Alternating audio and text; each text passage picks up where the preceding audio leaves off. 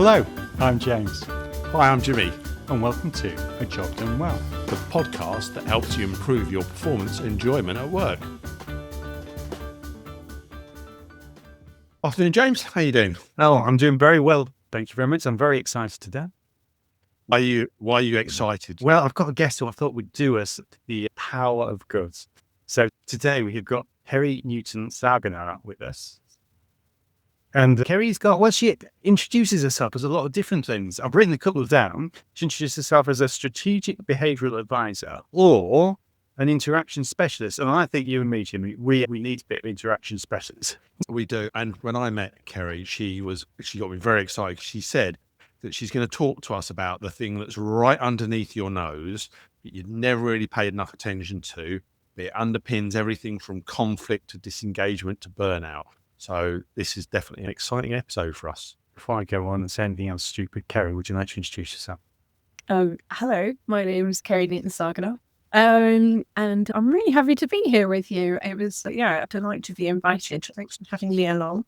And I'm all of these things and many others as well. I'm also a neuroscientist, and I like to describe myself as a chaologist as well. I like a bit of chaos and science thrown into everything for good measure.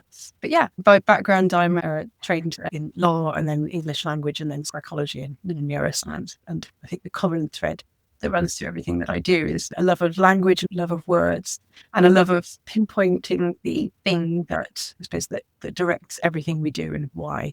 That sits behind all of the different things that I've done over the years. So understanding when we use particular words, the effect that they have when we use words on other people and with ourselves, how they change how we feel, how we perceive things, what we choose to do as a result. So they change the outcome. And that's what led me to studying all of the different things that I've ended up studying. And that's what's then brought me to psychology and now neuroscience. And then this latest work that I've been doing, which is endlessly fascinating to me. So I do all of my work in government and in the UK and abroad and big and small organisations. Wow. James, you and I could have been chaologists, couldn't we? Because we created plenty of chaos in our work. Is it creating it or sorting out afterwards? So you got me on a technicality there, I think. We could have been a word generation scheme for him, Ceri. I am absolutely certain of that. So go on then, tell us, what is the thing that we're going to talk about that we're all blind to, which is so important? Sure. So I'd love to talk to you today about the fundamental nature of status as a driver of human behaviour. And I think status is one of those things that we all know about, we all understand. Every single day I have conversations with people who come to me and say things like, I wish they would just stop playing these games. Everything is always politics. I wish they'd just get their egos out of the way. And the conversation that I end up having again and again is helping people to see that we can't. And then looking at the impact that the fact that we can't, that impact that has, the ways that it's driving all of us, whether we are embarrassed to admit it or whether we're open to the sad and unfortunate fact that it is driving all of our behaviour. And then what we can do as a result, what it helps us know and see and how we can change how we're acting if we want to. And certainly how we can help the people around us if we are people who are in charge of teams or groups of people. And it is interesting you said it. I mean, because I was thinking, what the hell is it that she's going to talk about? But what you say is blinding the obvious. And it's a bit like, well, I suppose it's just a biological need, isn't it? You talk about the pecking order and a flock of chickens, but exactly the same thing across the animal kingdom, I suppose. I noticed it because I was working with numerous different leaders in different kinds of organisations. So I was working at the same time in a very hierarchical government organisation, at the same time as working in a startup, at the same time as working for a charity, at the same time as also supporting a flat organisation. And what I found absolutely fascinating was that the problems that all of them were having were the same. They were all experiencing the same challenges across the board. And I ended up showing the same video to the leaders, and it was showing them the same video that made me think, oh, there might be something in this. And the video it's a documentary clip from I can't remember the series, but it's David Attenborough, and he's essentially narrating the story of a mum, Shoebill, which is a kind of terrifying, prehistoric-looking, enormous bird, and it's narrating the story of her looking after her chicks. I can go into detail on that if you want. No, go on, tell us. So in this clip, and it's only about 4 minutes long, you can go and Google it, and it shows a mum and her 2 chicks in the nest. She flies off to go get water. And then the two chicks left alone. One of them is bigger than the other and starts pecking and basically mauling the other chick. So if you're sensitive to that sort of thing, don't watch. It's pretty horrific. The bigger chick kicks the other one out of the nest, draws blood, and then leaves it to flop about on its own. Mum comes back with a bill full of water ready to give to her chicks. The narrator, David Attenborough, says the younger chick seeks its mother's comfort. And then the shot flips to the mum stepping over the mauled chick. And David Attenborough says, but she has already made her choice. This poor little abandoned flapping chick. And like I say, everybody is desperately trying to avoid being the second shoe-bill chick. Whether we are aware of it or not, all of the behaviours that we exhibit on a day-to-day basis are us trying to be chick number one. When you start to see the behaviour in the boardroom, in your teams, in a meeting room, in email, on TV, when you start to see things in that context, suddenly a lot of the things that we see, a lot of the things that we're trying to change or improve suddenly start to make sense, certainly in terms of the challenges and the difficulties and the failures that we're seeing. And you say you see this in a flat organisation. You've also seen it in a very hierarchical government organisation. Some organisations better than others, or is it so inbuilt that it's neither in or there how you structure your organisation? So I think it's hugely inbuilt. I think unless you are aware of it, it has an impact without you knowing. What was really interesting was speaking with a different leader of a different flat organisation, was that they were describing the wonderful work that they're doing. But it wasn't until I sat down with them and had a conversation about status. And he sat there with this conversation, and it got to the end of it and went, my mind is blown. I can suddenly see how all of the different problems that we're having come back to this one thing. I thought we were doing everything right. I can't believe that this has been there all along and that I haven't been paying any attention to it. But I can see how this is causing all of the struggles, essentially. So to Ceri, this podcast, we're aiming to help middle managers in organisations. That's everyone from first line managers to up to just below the exec level. How would you see the impacts of status would be impacting that population of people? So why is it important to that population? Yeah, for sure. Okay, so there's, a dozen different cases, I suppose, that we could go into. One that I've seen that had a huge effect was somebody who was in the team, who was then promoted to be the leader of that team. I think that's a very, very common move for organizations to make. And what he experienced was his change in status was as one of the crew, one of the gang. What he experienced was actually a feeling of huge ostracism, not from them, but the feeling was within himself. He didn't feel like he was part of the crew, part of the gang anymore. He almost lost his sense of self. He couldn't work out who he was meant to be or how he was meant to be, how he was meant to tell people. He previously used to go to the pub and he was the one joining them in the complaints about the senior leader. And then his status changed to the person potentially being complained about. And certainly if you're somebody who sees yourself as someone who is quite personable, quite friendly, easygoing, to have that status taken away from you. No longer am I a part of the group, but now I'm seen as other. Or even, because there's different kinds of ways of having status. It's not just the way that other people see me, it's the way that I see myself. There's sort of two ways of balancing that need for status. And it was the way that he saw himself as now being separate to and other. He struggled to know how to lead, even though they all looked to him as the leader anyway. Everybody had a huge amount of respect for him. But he really struggled in that position. So that's one example. The other one, of course, is somebody who is elevated for their technical prowess, for being technically gifted, technically able, and then put in charge or put in a position of leading a group of people. Again, that's another really common reason that people end up being richer. And all of their status historically has come from knowing the answers to the technical question. And now they're put in a position where their responsibility is in leading people and not having the answers, but actually in guiding the direction of the team or managing the workload of the team, prioritizing for people, but also managing the people themselves and how to help them do whatever it is that they need to do. And there's some floundering then that takes place there. because everything that I know and feel confident in doing is on the technical side. And now I've got to put on this show of knowing from the people side, and I don't necessarily know how to do that. So then you see lots of the challenges that I end up coming in to support people with friction, tension in that space, with people being promoted to the level of your Incompetence. Yeah, I know a lot of that. We get a lot of that. And it's not that they're incompetent, it's just that they're being promoted. Essentially, they're being promoted for the wrong thing. But because they're being given this status, this reward for being technically gifted, they feel like they can't let people down. They can't let people see that they don't know the answers, that they don't have the answers, which is why you then end up with leaders who do things like shifting the blame onto other people, or denying that anything is wrong, or making the issue something else. No, that's not the issue. The issue isn't this thing that went wrong. It's this other completely different thing. So then we're not resolving or able to address all of the problems that are happening, because that person who's been elevated through no fault of their own by a system that doesn't really understand what it's doing and why. So you think of status as being, well, I was a level 2 manager and I'm now a level 3 manager, or whatever the hell they call it in your organization.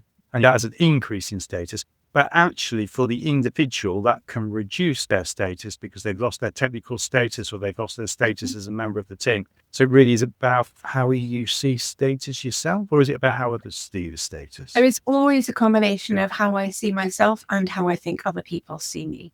And that's the constant tussle that all of us are managing. So I have to see myself well to be able to feel well in what I do. And when we don't feel well about ourselves, when we don't buy into our own status, that's when you get very angry people who are picky about details, who are picking up on other people's faults and flaws.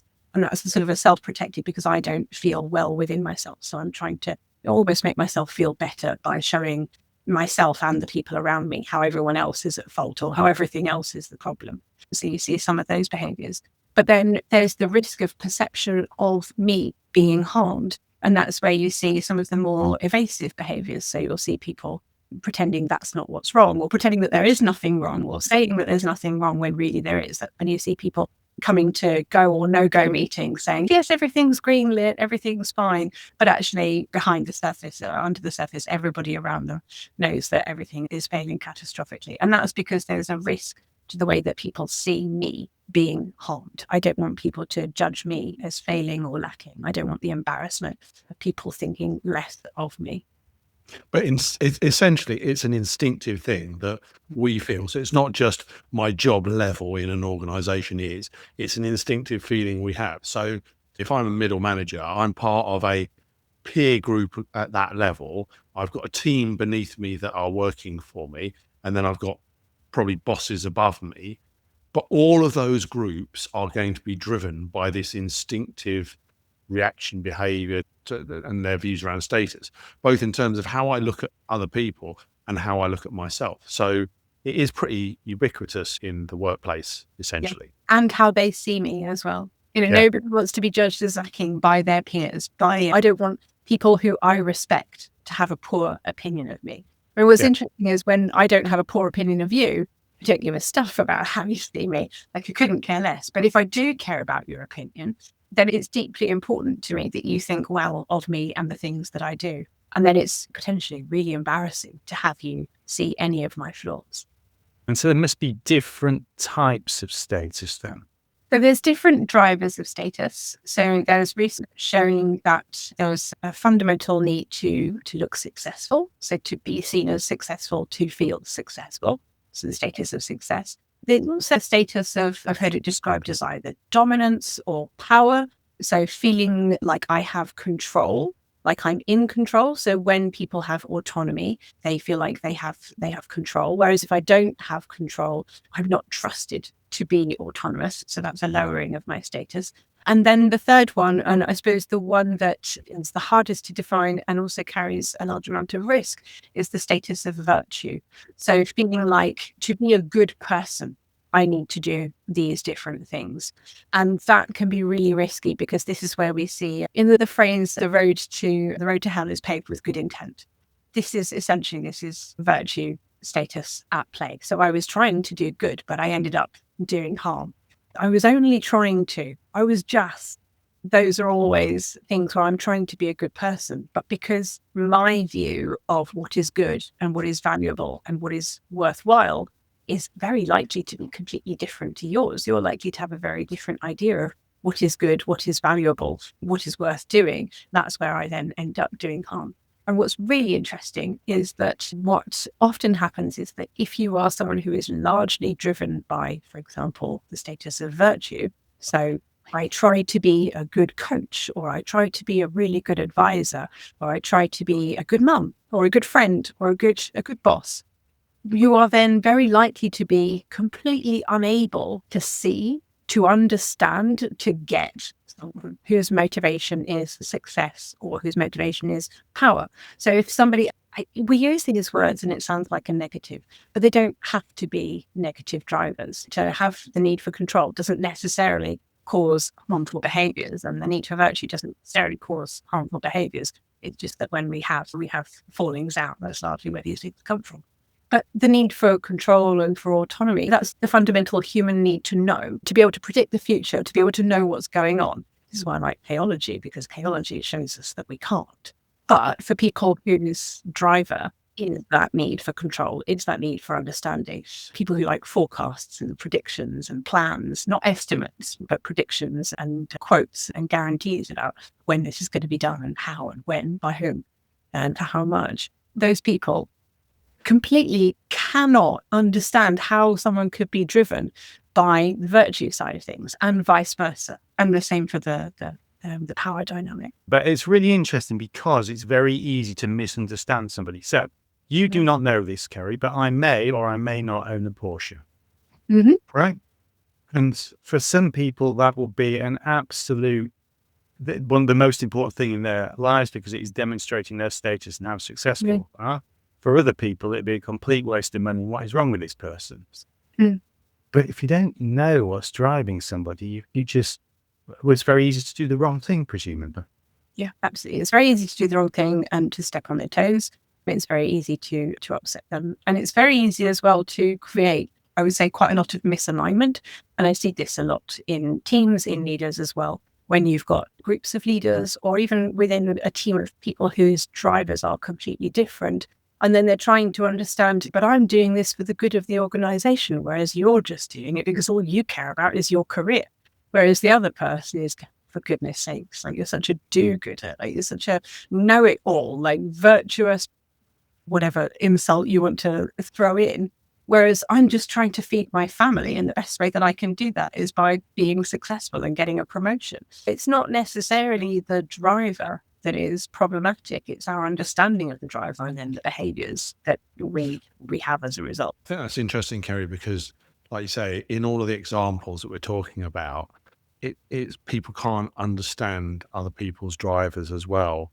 It's quite often you can understand people's drivers and motivations in different subjects. When it comes to status, it sounds like it's a little bit more challenging to see and empathize. I mean, when you talked about as an example, the status of success, I was just reminded of somebody that James and I used to work with who always wanted to tell a positive story. They would never accept there was anything wrong with anything that they did. And I always found that difficult, because it's like, well, if you want to get better, you've got to admit there's a problem in the first place. Otherwise, you can't improve.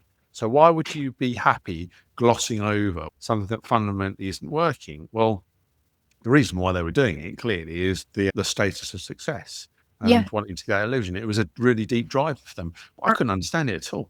Yeah. So as I said, I'm a neuroscientist as well. So when they've put people in MRI scanners, but the threat of being seen as not successful actually registers, it lights up the same pain centers as would light up if you were being punched in the face. So it's physically painful to even think about the fact that something might be wrong, or to think about not doing things for the good of the organization. It hurts us. We receive that as a pain signal in the same way as being punched in the face, which is extraordinary to me. But you can start to see then why people would be so protective of that veneer, whatever that veneer might be, and why they would hold on to it so dearly, and why they would fight tooth and nail and fight anybody who seems like they might be trying to hurt that status, hurt that success, hurt that power, hurt that virtuousness. or take away from it, detracted from it by trying to do something else that is in no way going to get us what we need to watch it. So am I right in saying then that the feeling around status is intense to an individual, and the ability for us to understand each other's attitudes towards status when it isn't the same as ours is difficult as well? So isn't that like a bit of a perfect storm? It feels really strong to me. You're never going to understand me. I would say it's that you're never going to. So I think one of the biggest steps is understanding what's going on, because when you start to understand what's going on, you start seeing the other kinds of status. And when you understand that other people's status drivers are as strong and important to them as yours is to you, and they feel the same way about you and yours as you do about them and theirs, then you can start to see, right, this is where some of the difficulty or the lack of motivation is coming from. Or this is why everybody has said that we should go in this direction, when clearly the obvious thing to do is to go that way. And I can't understand why they're all going in this direction. That's when you start to be able to unpick where some of those behaviors, some of those choices are coming from. And then you can start making choices. You can't change other people's words or thoughts or behaviors, but you can certainly change your own. So you can start to take a more empathetic approach, a more thoughtful approach. You can ask them some questions about what might be driving them, where they're coming from, what it is they're trying to do. And what's always interesting to me is just because our motivations are different, that doesn't necessarily mean that we aren't trying to get to the same or very similar things. And so when I am working with groups that are in conflict, when we can find out what the thing is that we are all working towards, regardless of why, that's when we can start to make some headway. It's okay if we disagree, if we understand that we're always going to disagree and why. And if I understand that when you're saying those things, you're not a bad person, if I can change my perception of you as a bad person and yours of me, that's when we can start to make some agreement. So I've got a question, which is, you talk about a couple of dysfunctions or behaviors. You talk about people micromanaging, or you've talked about people ignoring the reality of the situation, or to defend their status or their idea of self-worth, presumably. What other sort of things do you say? So one of the things that we initially started talking about is groupthink. So people going along with the crowd, or coming to the conclusions because everybody else is. And there's a lot of work that people, facilitators and coaches, try to do to reduce this. Lots of different tools that they try and bring in, try and get people thinking on their own about the problems. But it is a challenge. When someone of higher status says what they think, it's very easy for me to go along with them, because then in a way that elevates my status, even if it's not the right choice. And you start seeing this in very small ways with very small decisions. And then you start seeing it in much bigger issues, bigger challenges, where people are going along with things that could end up being quite catastrophic. And sort of the challenge of disaster is a great example of that, even though people were calling out the issues and the problems with the rocket, the O-rings. If you want to know the technical detail, but the O-rings weren't able to perform in the different heat differences. But so even though there were people raising that as a problem, people further up were saying, we can't say anything, we can't look bad, we've got to look good. I think it was Ronald Reagan who wanted the rocket launched so that he could talk about it in his next big public address. And because of that, everyone was like, okay, well, we've got to go ahead with it anyway. And this is why whistleblowers are so immensely valuable, but also then put themselves at huge risk, because they are not going along with the crowd. They are the people that are willing to speak up and speak out. But it also starts to explain a lot of the reactions against people who do speak up, who do speak out. They're cast as the negative Nancy or, that guy. But what's interesting is when I've been in those rooms, there's always a whole load of people rolling their eyes and tutting at that person calling out the problems, because that's what everybody else is doing, or because that's what the senior leader in the room is doing. And this is where we start to see some real harm. But then by definition, the whole idea of psychological safety is intrinsically linked to this. Absolutely. 100%. 100%. So I think a lot of the conversations I have around psychological safety is helping people to understand that in order to have psychological safety in a group, it requires that each individual needs to feel that they are safe from the risk of shame, embarrassment, humiliation. So I can share my idea, and as a result of sharing my idea, I won't be shamed for it or laughed at. As a result of saying where I see the problems, I won't be put down or cast out or out of the group and spoken over. If I disagree, I have to be able to disagree without being embarrassed and without everybody in the room piling on me for disagreeing, because that is embarrassing to have the whole room to disagree back. And so when you have psychological safety, it means that the people in the room are willing to disagree with you, but in a curious way, to go, oh, that's a really interesting idea. Let's look at this bit of it, or let's pick apart this bit of it, rather than just dismissing it outright. By having that idea not accepted, but by having it considered, at least, it shows that even though we disagree with you, you're still included. You're still a member of the group. You are not the second shoebill chick being tapped and checked out. I think also, as we're talking about this, Ceri, back to the comment you made at the very outset of the discussion around this is something that's in front of your noses, but you don't really pay it much mind. Because now we're talking through it, it's a really intense thing. It's really very important to people. And without thinking, you don't necessarily consider people's attitudes towards status. It's not one of the first things you're thinking about. Is this at the root cause of stuff? So it is hugely important and really overlooked. So you started to touch on some of the things you can do about it. Can you just expand a little bit more on, now I've got this realization. I'm like, okay, well, now what do I do? The first thing is to explore your own status drivers. Like, what's important to me? And if you want to understand more about that, just think back to the last time you felt in any way injured or spurned or poo-pooed or something. Like the last time you had an emotional response to pretty much anything, whether it was someone cutting you up on the road or someone dismissing your idea when you suggested it. And then what was it about that hurt you? What was it about that made you think the other guy is an arse? So the first thing is understanding what it is that drives you and your behaviours. And then I think being kind to yourself about having those motivations is really important. I think it's really easy. I see lots of people hearing about this and then being embarrassed about the fact that is a driver for them. And actually, there's no need at all to be embarrassed about having different drivers. The thing to examine is whether I am using that driver to do good to the people around me, or whether unintentionally I might be doing some harm. And to establish that, you can just look to their reactions and their responses. When I say things, do people react in the way that I want them to, or do they react in a way that shows that they might be hurt in some way? Am I upsetting people? And for a lot of leaders, of course, they do get people saying yes to them in the room. So that might not be the indicator, but the indicator might be, do they actually go and do the thing that they say that they're going to do? If they're not going and doing the thing that they've agreed to in the room, then there's probably some sort of threat to their status in what I've asked them to do. So going and having a conversation with them about it.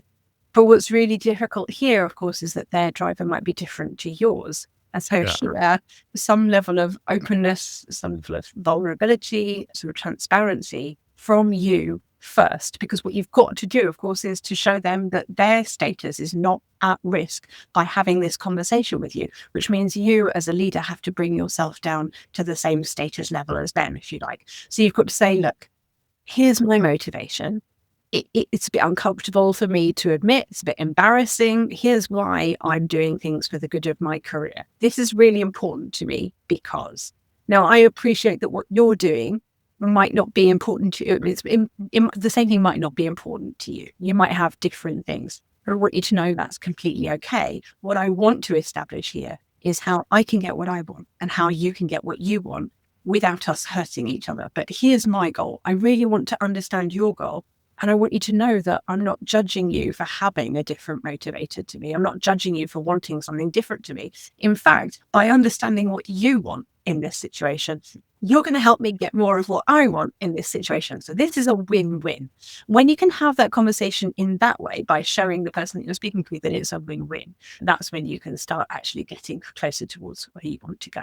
So I would say that's your first step. Look to yourself, look to your reactions, look to other people and their reactions. And if their immediate reactions aren't giving you more information you need, look to what they are doing as a result further down the line. And that will give you a lot of the information that you need. And that is quite interesting, because a lot of people would say, oh, I'm not status driven. But the reality is we're all status driven. It's biological. We can't help be. It's just a question of, well, how does that show up? Yeah. So the people that think that they're not status driven are usually either they're driven by the status of virtue. So I'm so good that I'm not driven by, because when people think about status, they think about power and success. They think about all those side of things. They largely don't think about the virtue side of things. That is very much because it's so varied. There's not one kind of virtue. There's lots of different ways that we show up as virtuous. I'm so virtuous that I'm not driven by ego is a huge virtue driver. I'm not driven by any of those things. I'm so good and so clean and so pure and so wonderful. And I'm not saying this again, I'm not saying this to judge those people. All of us, every single human being on the planet ever is driven by all of these things. If you go and look at the things that the Dalai Lama has written about, he is driven by the status of virtue, really. Like, it doesn't mean that we are bad people. We can still do good things. So 2 things: understand yourself, and then go and have the conversation. Are there other things that people who are listening to this ought to be thinking about doing? So one of the things that you can do, and it's tough to say, like, all of this work, it takes a lot of courage, right? Because essentially you're the person listening to this podcast. You're the person starting this conversation, striking it on your own in a way. So it does take a lot of courage, I would say, to start doing this work on yourself. Getting a good coach is a great place to start. If you're in a position of luxury to be able to afford a coach, then, certainly going and having conversations with a coach to work out what's the impact that I'm having and how does that differ to my intent. But if you're not in a position to do that, and I fully appreciate that lots of people aren't, even keeping a log or a journal of the different ways that you're reacting, of the things that you think that you want, being willing to take that time to write down the things that you think are driving you, and then looking at your reactions to things and seeing if those reactions are matching those. Now, I appreciate that can take a lot of time, and lots of people are quite time poor. Though you don't have the time or the capacity to do that, there's a lovely exercise that I like to run with a team where I ask them all to draw the monster that erupts when they don't get what they want, or when things don't go the way that they want them to, or when they're upset in a team setting for any reason.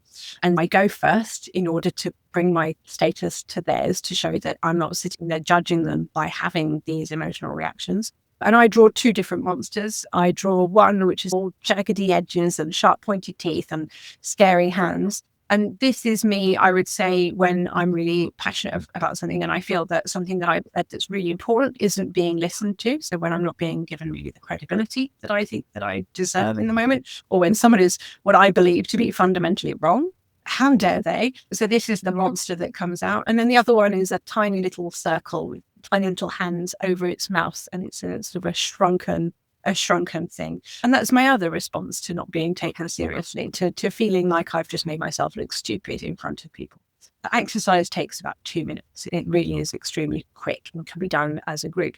By understanding that these are the ways that I react, I'm both making something clear to myself so I can start to see and notice when I'm having those reactions that actually something is triggering me, or something is conflicting with my own drivers, my own sense of status. But also it can help the team around me to notice when that's happening for me. And by teaching the team the ways that I might be reacting, and by learning about the ways that the other people in the team around me might be reacting, we can all then, when we see those responses from other people in our teams, we can choose to take a moment and to be a bit more compassionate towards them.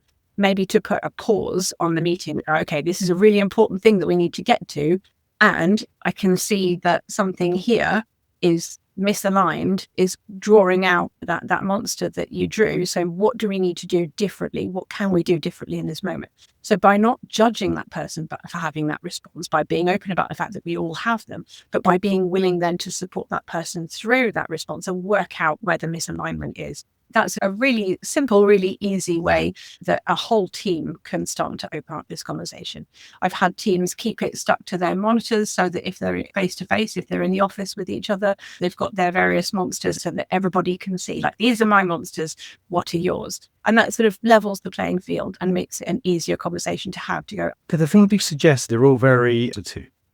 I could say, I'm not sure this is a good idea or not, but we'll say you play to somebody's ego. So if somebody's got status, you just play to their status and therefore you get them off their high horse. Is that legitimate or is that harmful, or what's your take on that? I don't think there's necessarily any harm in soothing someone's ego if it means that they are then going to be making decisions that ultimately benefit the teams that they are in charge of, or the customer, or the organization as a whole. I get lots of people asking about upwards management. And again, I think it's a very careful line to tread. What you don't want to be doing is just becoming a yes person when something is a terrible idea.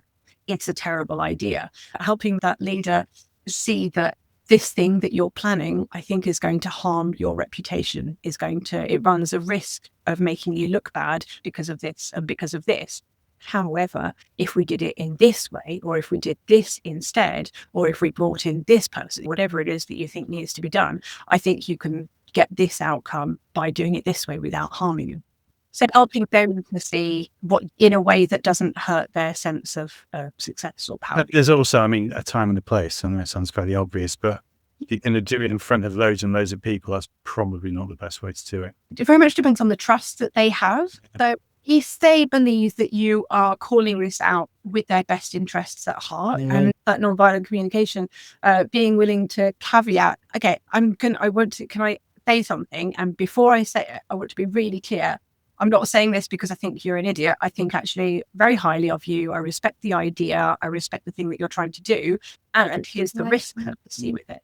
And I can see that there are other people who have other ideas that I think can help you achieve the same aim, but without the risk of ultimately harming yourself and us as a team. So there's ways that you can frame things, even if you're calling them out in public, as long as you're really clear that when you're calling someone out on an idea, that you're criticizing the idea and that you are in no way denigrating, I suppose, the status of the person who had the idea, then it doesn't feel so harmful to call it out. And it really is just a case of being really clear. I'm not trying to embarrass you. You're great, but I think this idea could actually hurt you. I don't want that for you. We did an episode a while ago on conflict. And one of the things that we discussed on that was about giving people's ego the opportunity to retreat. And you've got to let people back down and save some face from backing down. If they are going to damage their status by backing down, as your example on the Challenger, even if it's a matter of life and death, people will find it difficult to back down. Yeah. Conscious of time, Ceri, and we could talk about this literally all day. Where can people find out more about this? So there's a whole lot of research that is available out there for anybody that's more academically minded. For the less academically minded, there are some really great articles that I'm quite happy to post people to. Of course, there's some other podcasts. We're okay posting on the podcast. There's millions out there and a lot better than this as well. We apparently, what were we the 64th or something like that? Best I thought it was business 83rd. podcast? Well, I don't know. You probably came to the conclusion there are a lot of better places to listen than this, but there's also a lot of drivel out there. So we're very happy to point people in that direction. Yeah. If you leave us some links, or give us some links, we'll put all of that on the podcast website, and then people can help themselves. So let me try and summarize to see whether or not I was paying attention. So the first thing I think is to be aware of the issue. So how important status is. The second thing is to be self-aware. So what is driving you? And third thing really is to just go and try and address the situation. But then I think ultimately I just come down to it's about being intentional about it and doing something. Is that fair, or is there anything you'd like to add? I would say being intentional, but also being courageous. So being willing to lower your status in order to help people have what is always going to be quite a difficult conversation. Anybody beginning this conversation is going to be coming into that conversation having listened to this podcast, or maybe having gone and done some reading, whereas the people that they're trying to have that conversation with are having it completely cold. So by making it easier for them, by being courageous, by being willing to lower your status in order to help them to be willing to talk about theirs. One of the bits that I took away, I really like the point about the intensity and importance it has to an individual, but the different types of status. So you talked about the status of success, the status of control and power, and the status of virtue, and how without any real thought, you're not necessarily going to always understand other people's points of view. So back to your initial promise of this is something that's been under your nose, that when you get into it, you think, this is incredibly powerful. And I know we've only scratched the surface today, but it was a wonderful conversation. Yeah, thanks very much. It was fun. Yeah, thank you very much. Very interesting. Yeah, thank you very much, Ceri. Thanks, everyone. Speak to you later. We cover a whole host of topics on this podcast, From purpose to corporate jargon. but always focused on one thing: getting the job done well. Easier said than done. So if you've got unhappy customers or employees, bosses or regulators breathing down your neck, If your backlogs are out of control and your costs are spiraling, and that big IT transformation project that you've been promised just keeps failing to deliver, we can help. If you need to improve your performance, your team's performance, or your organisation's, get in touch at jimmy@ajobdonewell.com. or James@jobdonewell.com.